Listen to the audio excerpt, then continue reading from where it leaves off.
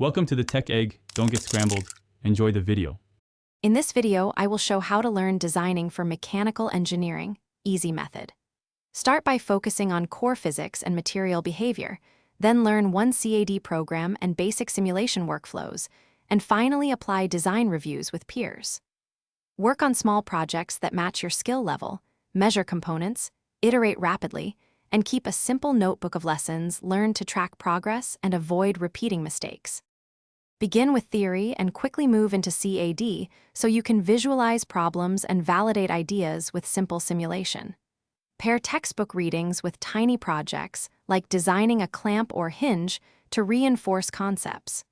Prototype with low-cost materials, test often, and iterate based on measurements. Seek feedback from more experienced designers, and document each revision so your improvements compound. And mastering a couple of tools deeply is more effective than skimming many. Pick one CAD and one FEA tool and use them daily.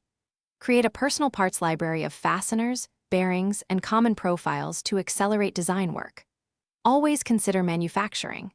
Think about tolerances, assembly steps, and common materials when you design so your parts are practical, economical, and ready for production or prototyping without surprises.